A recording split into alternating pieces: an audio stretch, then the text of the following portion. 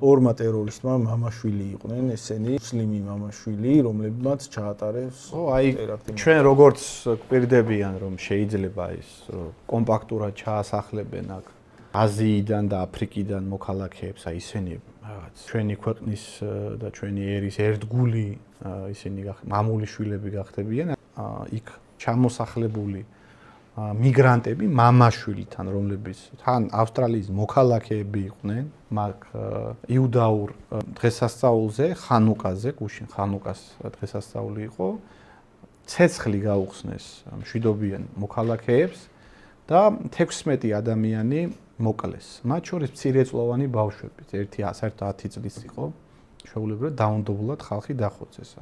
50-მდე დაჭერეს.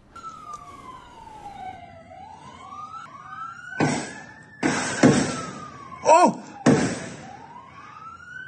C'est un malade! Oh non, gros! Oh! Ouais, mais il y a son pote, il va se faire tirer dessus! Il est trop con, le mec qui a l'arme!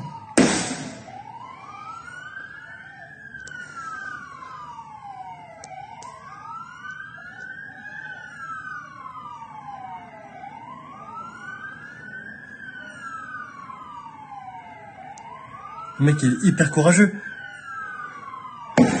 Oh. Wesh.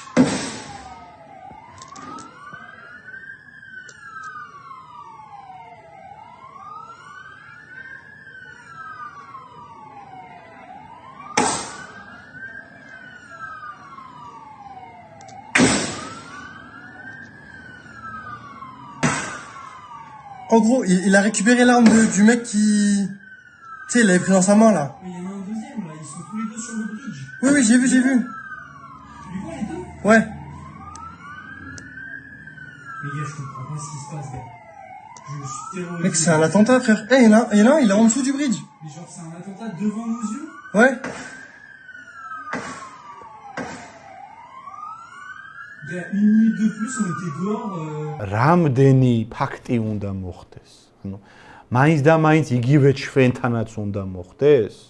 ანუ ჩვენთანაც ასეთი რაღაცეები უნდა, ასეთი ტრაგედიები უნდა დატრიალდეს იმისთვის, რომ გავაცნობიერეთ, რომ არსებობს კატეგორია სახელმწიფოების, არსებობს კატეგორია ადამიანების, თავისი კულტურული, რელიგიური თუ სხვა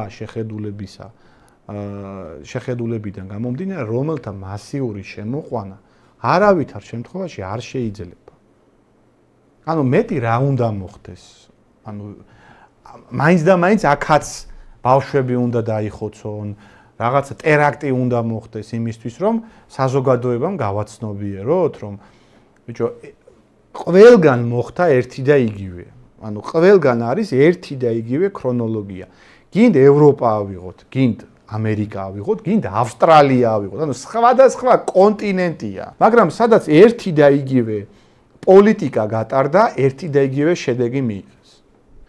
და ვერც რა ქვია მაგას, უცნობის ლაპარაკი და ვერც ვიღაც ოცნების პროპაგანდისტის გვამამის და გვარის, ვინც ჩვენს დაჭერას ითხოვს. დავით ქართველიშვილი, ვერც დავით ქართველიშვილი აქ თუ ესენი შენ კომპაქტურად ჩამოასახლე და ამათი პოპულაცია ხელოვნურად გაზარდე, ამ პრობლემას ვერ მოაგვარებს, კაცო. ვერ თქვენი პოლიცია მოაგვარებს ამ პრობლემას და ვერც თქვენი სპეცსამსახურები. სიდნეიში რომ მოხდა ეს ტერაქტი, ზუსტად იმავე დღეს გერმანიის სპეცსამსახურებმა აიყვანეს 5 ტერორისტი, თან სხვადასხვა ქვეყნებიდან იყო, ზოგიერთი ალჟირიდან იყო, ზოგიერთი მოროკოდან, რომლებიც აპირებდნენ საშობაოდ სატვირთო მანქანებით ხალხის გაჭრილებას. აი რის საწინააღმდეგოთაც ეხლა ეს ბარიერებს აკეთებ. ბიჭო, რადგინდა ეს ბარიერი, მოდი ნუ შემოუშვებ რა. ყველაზე კარგი ბარიერი ეგ არის, რომ მოდი ეგეთ ხალხს ნუ უშვებ შენს ქვეყანაში, რომელიც არის ტერორისტი, რომელიც რა ვიცი, რაღაც რელიგიური შუღლით არის გაჟღენთილი და ეზიზღება სხვა განსხვავებული ადამიანი. მაგაზე პასუხი ჩვენი თავრობის რა იქნება, იცი? ხო. შეხედულება როგორია? ანტიდისკრიმინაციული კანონით დავიჭიროთ. ზუსტად დავით ქართველიშვილის ნაირი ლაპარაკი მიდიოდა იქ. თაურმა უცნობებმა იქაურმა უცნობებმა და დავით ქართველიშვილი, იქაურმა მთავრობაზე მომუშავე, ჩვეულებად ხელფასიანმა პროპაგანდისტებმა არ წმუნეს თავისიანები, გერმანელები, ამერიკელები, ფრანგები, ავსტრალიელები, რომ ეს კარგია, კაცო. ეს მრავალფეროვნება, ეს მულტიკულტურალიზმია. ჩვენ იაფი მუშახელი გჭირდება. ისინი ინჟინრები და ექიმები არიან, ჩვენ გჭირდება ხო არ ჩავიკეტებით. ვინც განსხვავებულ ას აფიქსირებდა რომ ხალხო არ გვინდა აქ რაღაც სურათის შეცვლა, ეს უბედურებას მოგვიტანს. ეგეთ ხალხს აცენზურებდნენ, ეგეთ ხალხს იჭერდნენ, ეგეთ ხალხს, რა ვიცი, სამსახურიდან უშვებდნენ. კანონმდებლობაში არსებობს ეგეთი მუხლი, სიზულვილის ენა ქვია. შეთაშორის მაგ მუხლის გამოყენებას ითხოვს ანტიდისკრიმინაციულ კანონშიც არის ეგ გაწერილი. სიზულვილის ენა ეგეთი ის არსებობს. ანუ შენ რომ არ გინდა რომ შენს ქვეყანაში ეს დაატრიალდეს, ეს შეფასებულია სიძულვილის ენად. ხო და მაგას ვამბობ ხალხო, რომ რაც მოხდა, რაც ყველგან მოხდა თან, ერთი და იგივე სიმპტომია ყველგან. ავსტრალიაში, გერმანიაში, ამერიკაში.